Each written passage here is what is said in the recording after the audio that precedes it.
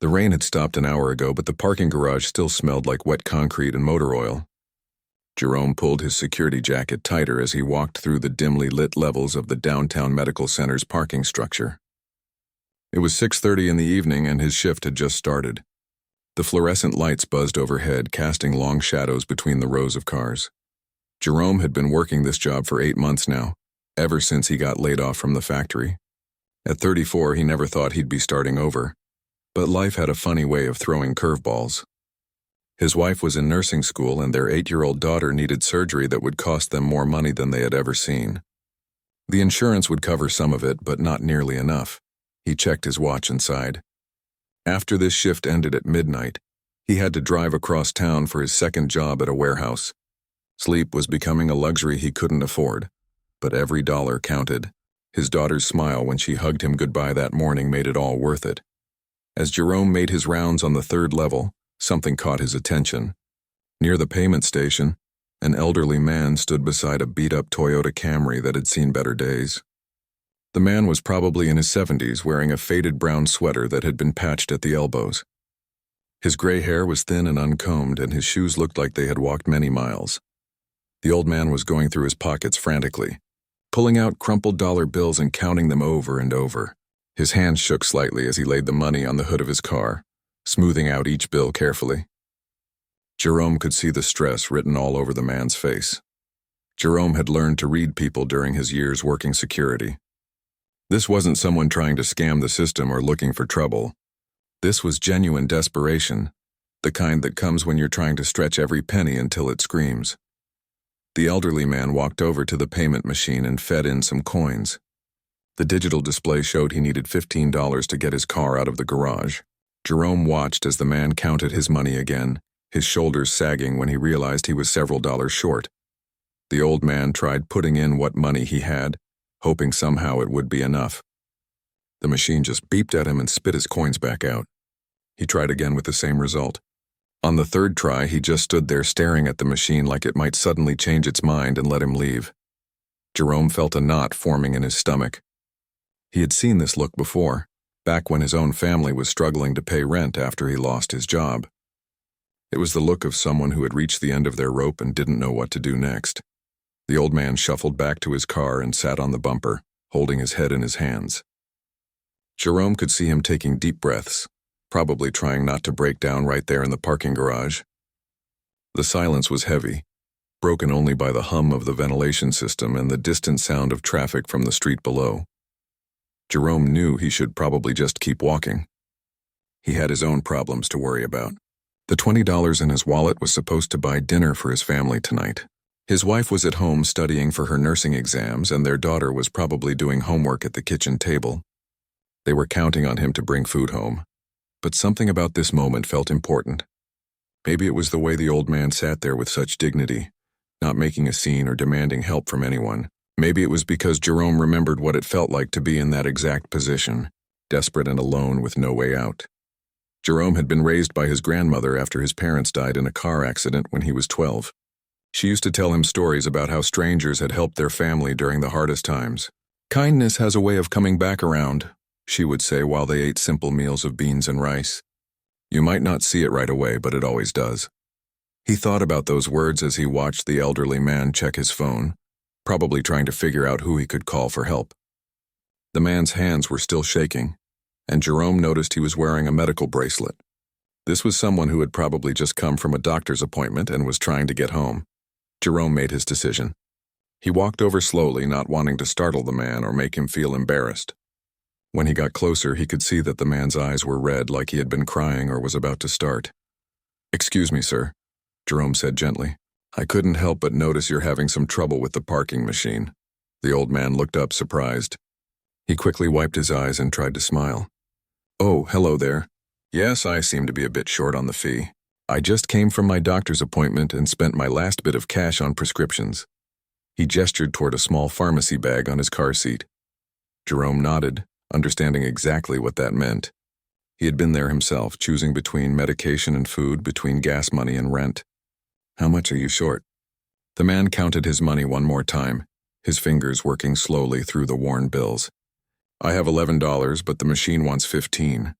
I called my son, but he's out of town on business. I don't really know what else to do. Jerome could hear the embarrassment in the man's voice. This was clearly someone who wasn't used to asking for help, someone who had probably been independent his whole life. The thought of being stuck in a parking garage because of $4 was probably humiliating. "What's your name, sir?" Jerome asked. "Robert," the man replied. "Robert Thompson. I've been coming to this medical center for 3 years now, ever since my wife passed. Never had this problem before, but things have been tight lately." Jerome felt his heart squeeze. He thought about his own grandmother, how proud and independent she had been right up until the end. She would have been mortified to find herself in Robert's situation. "Well, Mr. Thompson," Jerome said, reaching for his wallet, "today's your lucky day. Don't worry about the parking fee." Robert's eyes widened. "Oh no, young man, I couldn't let you do that. This is your hard-earned money."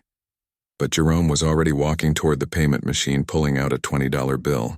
"My grandmother always told me that helping others is never really about the money. It's about treating people the way you'd want to be treated." Robert followed him, protesting the whole way. "Please, I can't accept this. You don't even know me. What if I was lying to you?" Jerome fed the 20 into the machine and turned to look at Robert. "Sir, I've been working security for a while now. I can tell the difference between someone running a con and someone who genuinely needs help. Besides, even if you were lying, that would be on you, not on me. I'd rather help someone who doesn't deserve it than ignore someone who does." The machine printed out a receipt and Jerome handed it to Robert along with the change. "There you go. You should be all set now." Robert just stood there holding the receipt, tears starting to form in his eyes again. "I don't know what to say. This is the kindest thing anyone has done for me in a long time." Jerome smiled. "You don't need to say anything, Mr. Thompson. Just get home safe to your family." They walked back to Robert's car together, the old man still shaking his head in amazement. As Robert got behind the wheel, he rolled down his window and looked up at Jerome. "What's your name, son?" "I want to remember this." "Jerome Washington," he replied. "I work for Metro Security Services." Robert nodded thoughtfully. "Jerome Washington. I'm going to remember that name, and I'm going to remember what you did here tonight." As Robert drove away, Jerome stood there for a moment watching the taillights disappear down the exit ramp. He touched his empty wallet and thought about having to explain to his wife why they would be eating peanut butter sandwiches for dinner again. But somehow, it felt worth it. His grandmother's voice echoed in his mind. Kindness has a way of coming back around. He hoped she was right, but even if she wasn't, he knew he had done the right thing. Sometimes that had to be enough. Robert sat in his car for a long moment after Jerome handed him the receipt. His hands were still trembling, but now it wasn't from worry about getting home. It was from something else entirely. In all his 73 years, he couldn't remember the last time a complete stranger had shown him such kindness without expecting anything in return. He rolled down his window again before Jerome could walk away. "Wait, please," Robert called out. "I know you probably need to get back to work, but could you spare just a minute more?" Jerome stopped and turned around. The old man's eyes were bright with unshed tears, and there was something in his expression that made Jerome want to listen. "Of course, Mr. Thompson, what's on your mind? I need you to know that what you did here tonight means more than you could possibly understand," Robert said, his voice shaky with emotion. "I've been feeling pretty invisible lately, like the world has forgotten about people like me. But you saw me. You really saw me." Jerome walked back over to the car and leaned against the concrete pillar nearby. Something about this moment felt important, like it was meant to happen. "We all need help sometimes, sir. I've been on the receiving end of kindness from strangers before. I know what it feels like." Robert studied Jerome's face in the dim garage lighting. There was something genuine about this young man that reminded him of his own son at that age, before life got complicated and family dinners became phone calls that happened every few months. "Tell me about yourself, Jerome," Robert said. "What brings a good man like you to working security in a parking garage?" Jerome hesitated for a moment. He wasn't used to sharing his personal story with strangers, but something about Robert made him feel comfortable. Maybe it was the way the older man listened, really listened, like every word mattered. "I got laid off from my job at the automotive plant about 8 months ago," Jerome began. 23 people lost their jobs that day when they moved production overseas. I'd been there for 12 years, worked my way up from the floor to supervisor. Thought I'd retire from that place. Robert nodded, understanding showing in his weathered features. The economy has been rough on working folks. What did you do after that? Well, my wife Keisha is in nursing school, so she can't work full-time right now. We've got a little girl, Zoe, who's 8 years old. She's the light of our lives, but she needs heart surgery soon. Jerome's voice caught slightly. The doctors say it's not immediately life-threatening, but it needs to be done within the next 6 months. That must be terrifying for you both, Robert said softly. Jerome nodded. The insurance will cover about 60% of it, but that still leaves us with almost $40,000 we don't have. So I took this security job and I work at a warehouse loading trucks 3 nights a week. Keisha picks up shifts at a diner when she's not in class or studying. Robert felt his chest tighten. Here was a man working himself to the bone for his family, and he had just given away money that was probably meant to feed them. Jerome, if you're working 2 jobs and your wife is in school, that $20 you gave me, that was your family's money, wasn't it? Jerome shrugged, trying to play it off. Money comes and goes, Mr. Thompson. We'll figure it out. We always do. But you were probably planning to buy dinner with that money tonight. Robert pressed gently. Jerome was quiet for a moment, then smiled. Peanut butter sandwiches never killed anybody. My grandmother raised me on them after my parents died. Some of my best memories are sitting at her kitchen table, eating those sandwiches while she told me stories about when she was young. Robert's admiration for this young man grew with every word. Your grandmother sounds like she was a special woman. She was everything to me, Jerome said, his eyes lighting up. Grandma rose. She cleaned office buildings downtown for 30 years, worked nights so she could take care of me during the day. Never had much money, but she always found ways to help other people. Used to make extra food and take it to the neighbors when they were struggling. She raised you right, Robert observed. She always said that kindness was the only thing we could give away that would make us richer instead of poorer, Jerome continued. I used to think that was just something adults said to make kids behave, but as I got older, I started to understand what she meant. Robert found himself hanging on every word. In his world, people usually wanted something from him. They were polite and attentive because of what he could do for them, not because of who he was. But Jerome was different. He was sharing his heart with a stranger in a parking garage, not because he had to, but because he wanted to. What about you, Mr. Thompson? Jerome asked. Tell me about your family. Robert's expression grew sadder. My wife Eleanor passed away 2 years ago. Cancer. We were married for 47 years. He paused, collecting himself. She was the kind of person who could make friends with anyone. Always saw the best in people even when they couldn't see it in themselves. I'm sorry for your loss, Jerome said, and Robert could tell he meant it. Thank you, we had one son, Michael. He's a good man, but he's busy with his own life in California. Has his own family and career. I don't blame him for not being around much. Life moves fast when you're his age. Jerome heard the loneliness in Robert's voice. It must be hard going to doctor appointments by yourself. Robert nodded. Eleanor used to come with me to everything. She'd ask all the right questions, remember things I forgot to tell the doctor. Now I sit in those waiting rooms surrounded by couples and I feel like half of me is missing. They stood in comfortable silence for a moment. 2 men from different generations and backgrounds finding common ground in their shared humanity.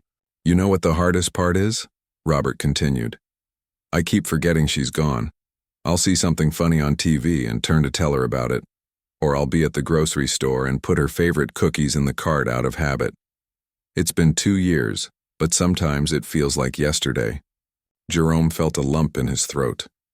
He thought about his own wife and daughter at home, how empty the house would feel without them. She must have been an amazing woman. She was. Eleanor always said that the measure of a person wasn't how much money they had or what kind of car they drove. She said it was how they treated people who couldn't do anything for them in return. Robert looked directly at Jerome. She would have loved what you did for me tonight. Jerome felt embarrassed by the praise. Anyone would have done the same thing. No, Jerome, they wouldn't have, Robert said firmly. I've been around long enough to know that what you did tonight was special. You saw someone in trouble and helped them, even though it cost you something. That's not as common as you might think. They talked for another 20 minutes, sharing stories about their families, their struggles, and their hopes. Jerome learned that Robert had been a teacher for 40 years before retiring, that he loved reading mystery novels, and that he volunteered at the library reading to children every Saturday morning. Robert learned that Jerome had served in the military after high school, that he met his wife at a church picnic, and that his daughter wanted to be a veterinarian when she grew up. He discovered that despite all his struggles, Jerome still found time to help elderly neighbors with their groceries and had organized a coat drive at his daughter's school last winter. Finally, Robert started his car.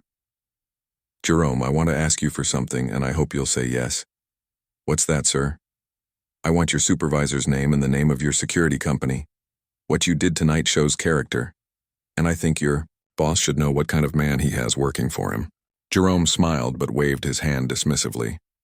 "You don't need to do that, Mr. Thompson. I was just doing what anyone should do."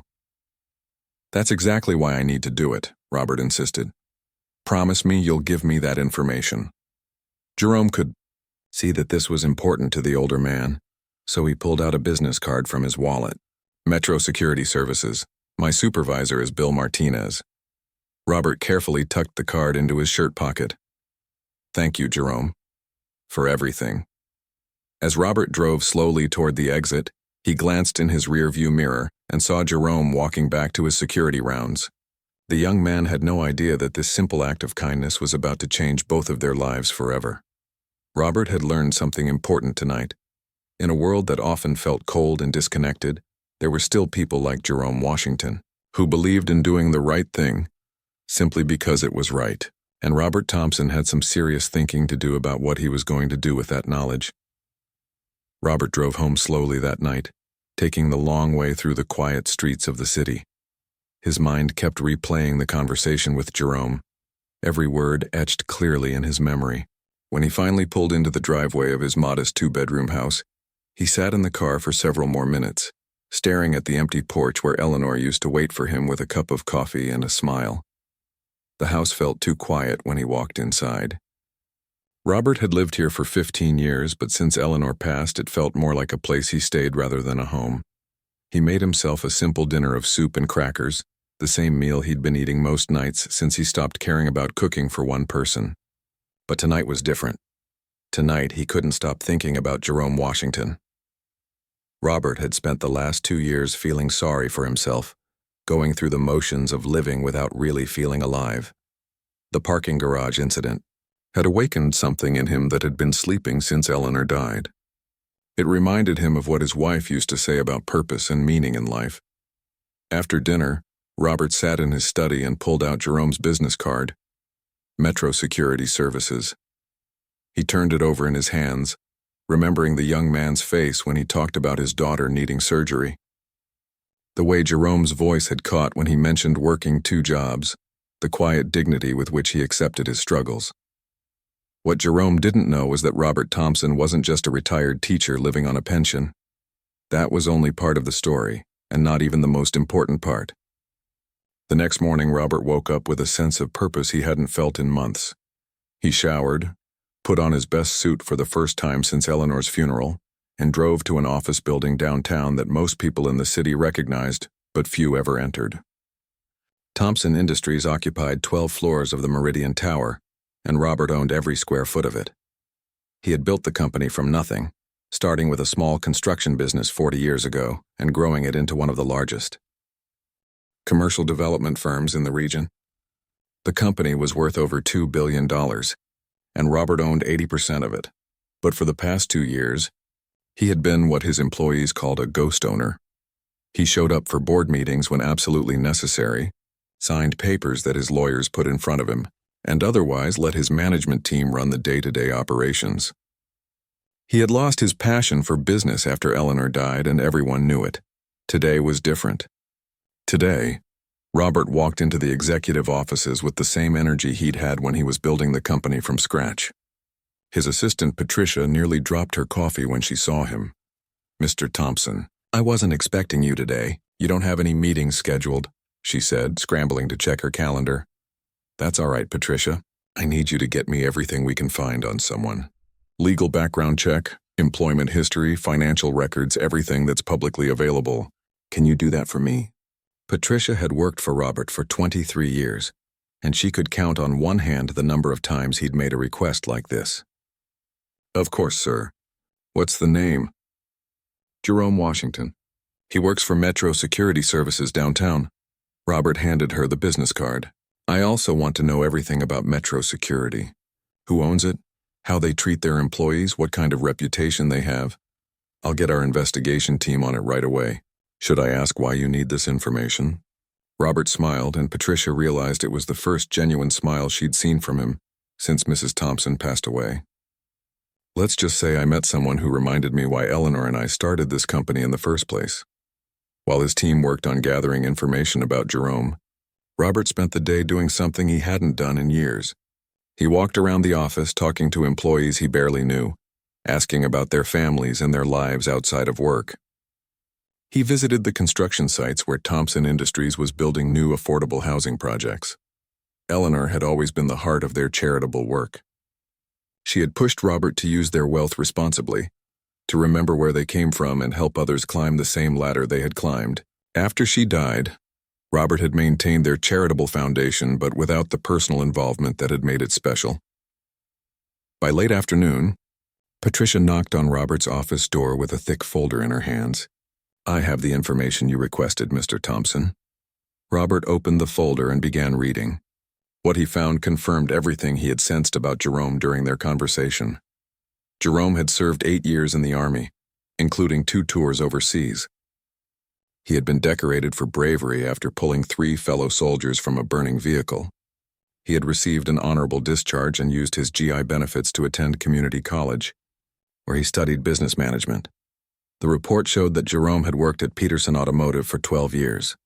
Starting on the assembly line and working his way up to floor supervisor, his performance reviews were excellent, and several co-workers had written letters of recommendation when he was laid off.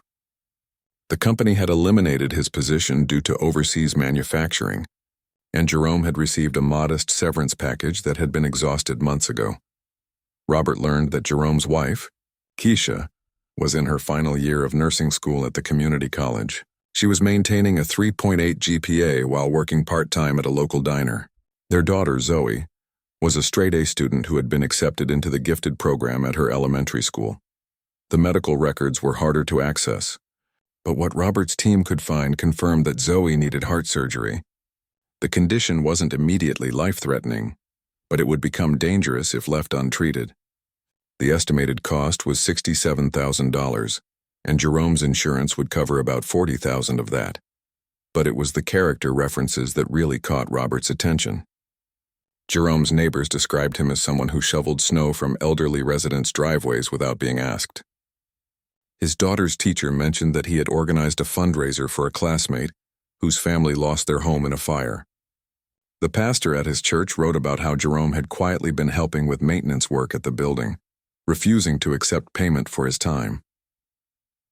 Robert closed the folder and leaned back in his chair. This wasn't someone looking for a handout or trying to game the system. This was exactly the kind of person Eleanor had always said they should be helping. Someone who was working hard, doing the right things but facing circumstances beyond their control. The report on Metro Security Services was less encouraging. The company was owned by a man named Vincent Corelli, who had a reputation for paying minimum wage and providing minimal benefits. Several former employees had filed complaints about working conditions, and the company had been cited multiple times for safety violations. Robert made a phone call to his head of security, David Kim, who had worked for Robert for 15 years. David, I need you to do something for me personally, not for the company. I want you to visit Metro Security Services downtown. There's a guard named Jerome Washington who works there. I want to know everything about how they treat their employees, what his work conditions are like, what his schedule looks like, but I want you to be discreet about it. Of course, Mr. Thompson, can I ask what this is about? Robert thought about how to explain it. I met someone who restored my faith in humanity, David, and I want to make sure that good people are being treated the way they deserve to be treated. That evening, Robert drove past the medical center where he had met Jerome.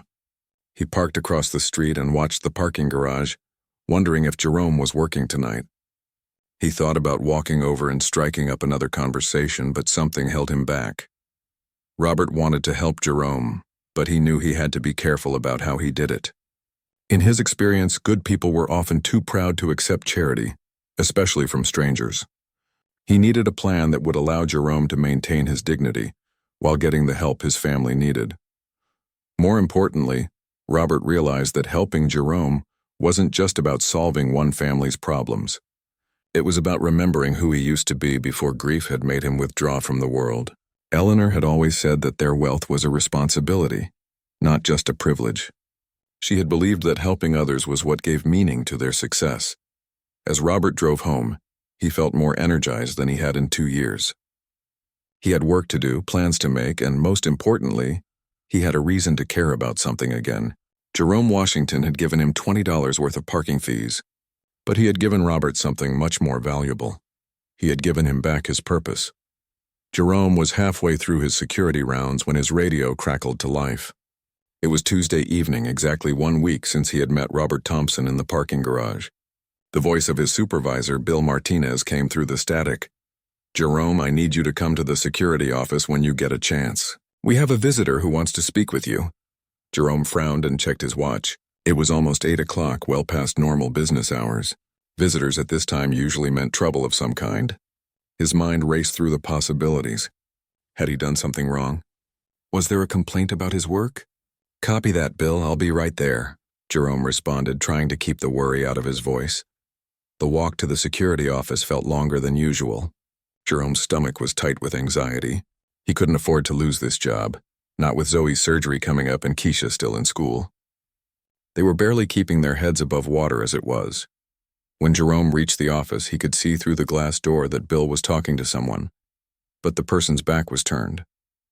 Jerome knocked and entered when Bill waved him in. "Jerome, there's someone here who says he knows you," Bill said, and the visitor turned around. Jerome's eyes widened in surprise. "Mr. Thompson? What are you doing here?" Robert smiled warmly, but Jerome noticed he looked different somehow. His clothes were nicer than before, a crisp navy suit that looked expensive. His hair was neatly combed, and he carried himself with a confidence that hadn't been there in the parking garage.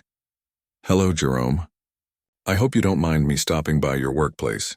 I wanted to have a conversation with you, and I thought it was important to speak with your supervisor as well."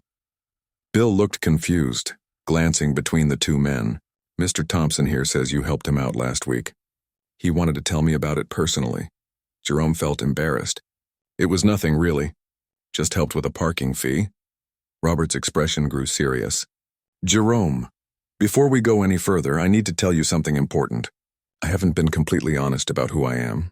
A chill ran down Jerome's spine. Had he been taken advantage of somehow? Was this old man not what he seemed? Robert continued. "My name really is Robert Thompson, and everything I told you about my wife Eleanor and my son Michael is true.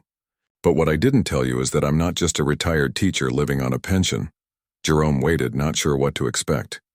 "I own Thompson Industries. You might have seen our name on construction sites around the city. We build commercial properties, shopping centers, apartment complexes.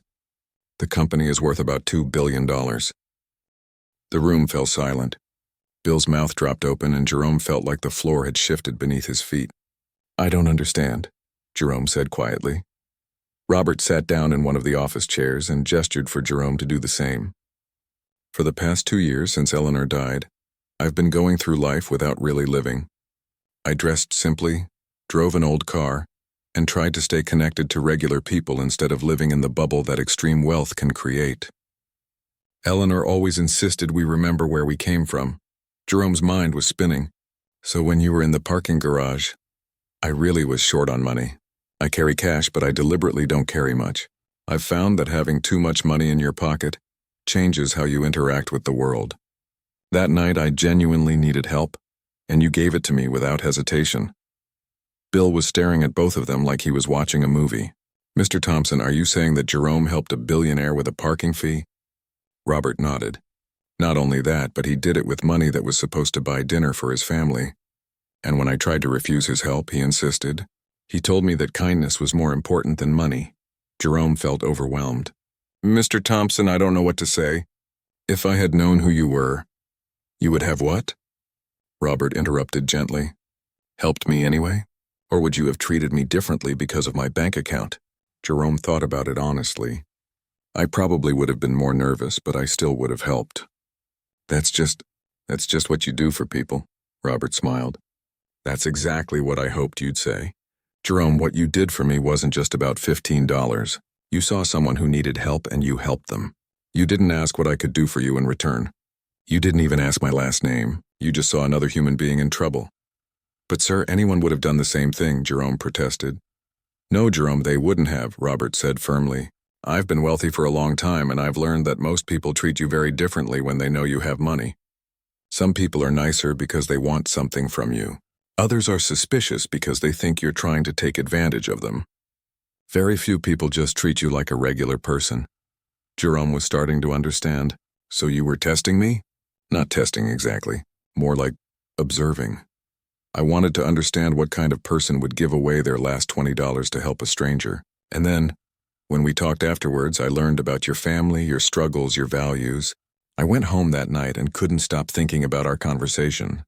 Bill had been listening to everything with growing amazement. Mr. Thompson, Jerome is one of our best guards. Always on time, never causes problems, goes above and beyond his duties. Robert nodded. That doesn't surprise me at all. But I have to tell you, Bill, I'm not impressed with how your company treats its employees. I've done some research into Metro Security Services. Bill's face went pale. Having a billionaire criticize your company was probably not something that happened very often. The pay is too low, the benefits are minimal, and the working conditions aren't what they should be, Robert continued.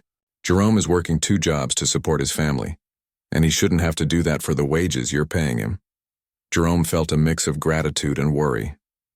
He appreciated Robert standing up for him, but he couldn't afford to lose this job over a confrontation with his boss. Mr. Thompson, Jerome said carefully, I appreciate what you're saying, but I need this job. I can't afford to make waves. Robert held up his hand. Don't worry, Jerome. I'm not here to get you in trouble. Actually, I'm here to offer you something better. Jerome's heart started beating faster. What do you mean? I want to offer you a job with Thompson Industries, Director of Community Relations. Your job would be to identify ways our company can help people in communities that need support. You'd travel around the region, meet with families and community leaders, and help us figure out where our charitable foundation can make the biggest difference. Jerome stared at Robert, not sure he had heard correctly. Are you serious? Dead serious. The salary would be $85,000 a year, plus full health benefits that would cover your daughter's surgery completely. You'd have a company car, 3 weeks of vacation, and a budget to help families in emergency situations. Jerome felt dizzy. $85,000 was more than he had ever imagined making. It was more than double what he earned from both his current jobs combined. Mr. Thompson, I don't know what to say. This is incredible, but why? Why me? Robert leaned forward. Because you have something that can't be taught, Jerome. You have genuine compassion for other people. You understand what it's like to struggle, but you haven't let that struggle make you bitter or selfish. Eleanor always said that the best way to help people is to find someone who already knows how to help people and give them the resources to do more of it. Jerome thought about his wife and daughter at home. He thought about all the nights he'd fallen asleep in his car between jobs, all the times they'd eaten beans and rice for dinner because it was all they could afford. This job would change everything for his family.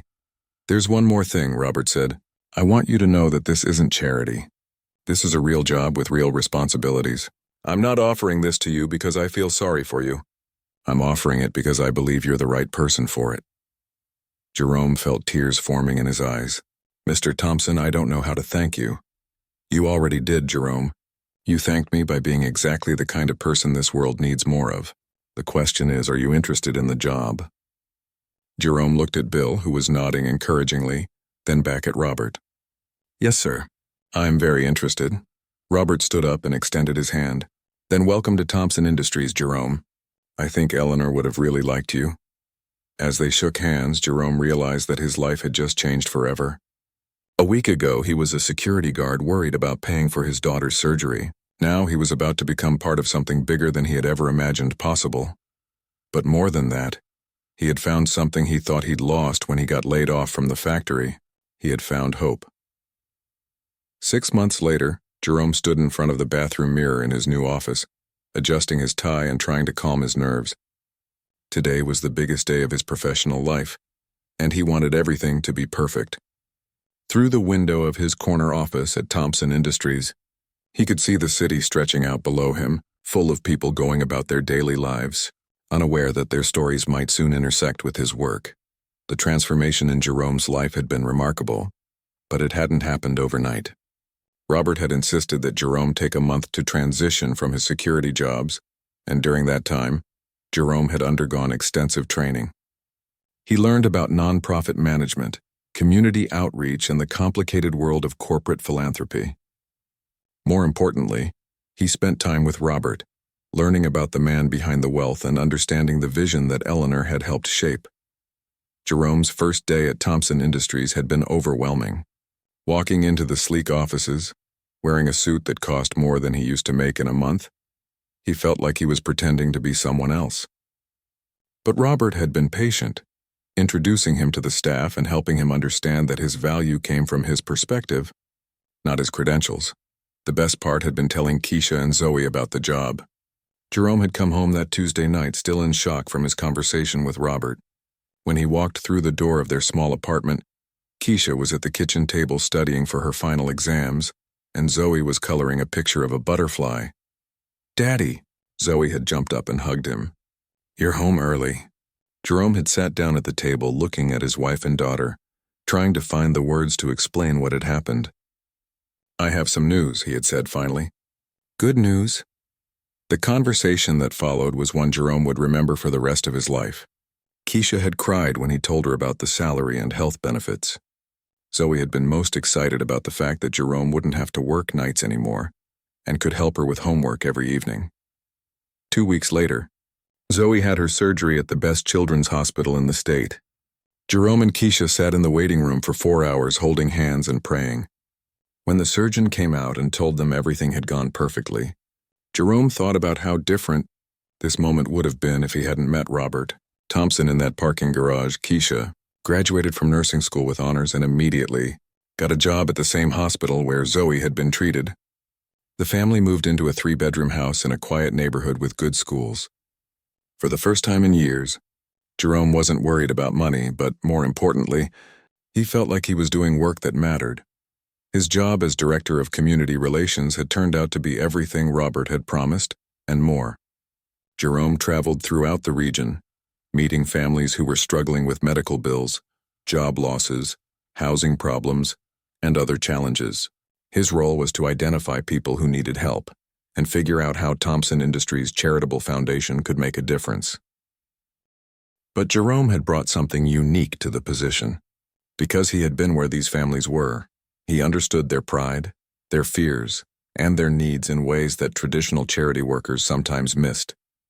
He knew how to offer help without making people feel like they were begging. He understood the difference between a handout and a hand up. In his first 6 months, Jerome had helped over 200 families. There was the single mother who was about to lose her house because of unexpected medical bills. Jerome arranged for the foundation to pay off her mortgage entirely, allowing her to focus on her recovery and her children. There was the elderly veteran who couldn't afford his medications. Jerome not only got his prescriptions covered, but connected him with other veterans who were dealing with similar issues. Every case was different, but Jerome approached each one with the same philosophy his grandmother had taught him. Treat people the way you'd want to be treated, and never make anyone feel ashamed for needing help. Today was special because Jerome was about to announce the foundation's biggest project yet. He had spent months working with Robert and the board of directors to develop something that would honor Eleanor's memory while helping thousands of people. The conference room was filled with reporters, community leaders, and representatives from other charitable organizations. Robert introduced Jerome to the crowd, and as Jerome stepped up to the podium, he caught sight of his family in the front row. Keisha was wearing her nursing uniform because she had come straight from her shift at the hospital. Zoe sat beside her, drawing in a coloring book but looking up proudly at her father. In the back of the room, Jerome spotted Bill Martinez from Metro Security, who had become a friend and supporter of Jerome's work. 6 months ago, Jerome began, I was working as a security guard, worried about how my family was going to pay for my daughter's medical bills. I thought I understood what it meant to struggle, to to work hard and still not have enough. But I learned something important during those difficult times. The room was quiet, everyone listening intently. I learned that hope is the most important thing you can give someone. Not just money, not just resources, but the feeling that tomorrow can be better than today. That's what someone gave me when I needed it most. And that's what we want to give to others. Jerome went on to announce the Eleanor Thompson Hope Center, a $50 million initiative that would provide emergency assistance, job training, educational scholarships, and support services to working families throughout the region. The center would be housed in a renovated building downtown, just a few blocks from the parking garage where Jerome and Robert had first met. This center isn't about charity, Jerome explained. It's about partnership. We want to work with people to help them build better lives for themselves and their families. We want to provide resources and opportunities, but most importantly, we want to provide hope. After the press conference, Jerome found himself surrounded by reporters asking questions about his background and his vision for the foundation. But the moment that meant the most to him came when an elderly woman approached him. "Mr. Washington," she said, "my name is Dorothy Chen. My grandson works at the medical center where you used to do security. He told me about what you did for an old man in the parking garage. He said you gave away your last $20 to help a stranger." Jerome nodded, remembering that night clearly. "I wanted you to know," Dorothy continued. "That story has been told and retold in our community. People talk about it as proof that there are still good people in the world. You probably don't realize it, but your kindness that night inspired a lot of other people to be more generous with each other." Jerome felt overwhelmed by her words. He had never thought about how that one act might ripple outward and touch other people's lives. Later that evening, Jerome and Robert sat in Robert's office, looking out at the city lights. The press conference had been a success, and the Hope Center was already receiving calls from people who wanted to volunteer or donate. "Eleanor would have been proud of what we're building," Robert said quietly. "I wish I could have met her," Jerome replied. "In a way, you did. Everything we're doing with the foundation is based on the values she believed in.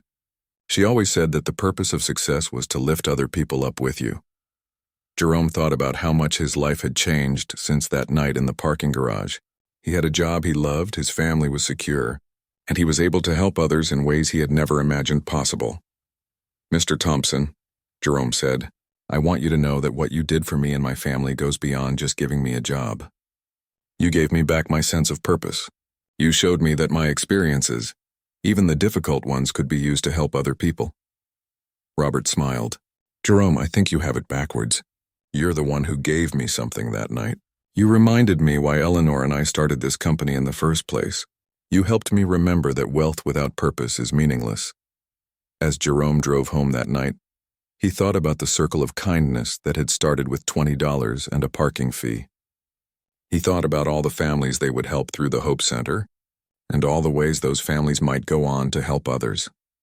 When he walked through the door of his house, Zoe ran up to hug him just like she did every night. But tonight felt different.